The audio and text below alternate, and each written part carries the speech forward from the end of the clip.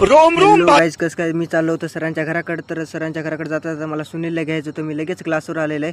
सुनील देऊ लागला होता पेपर. मी क्लासवर पोहोचल्यानंतर सुनील देऊ लागला, त्याला कॉल केलं तर मला येतो ये, तर पेपर देऊ लागला. तर मी वर इथे येऊन खुर्चीवर बसलेला आहे. तर बाहेर बघतो तर काय मालेगाव रोडला तर गर्दी नाहीच. तर मला ठीक आहे चालते. तेवढ्यात आलेला आहे आपला सुनील.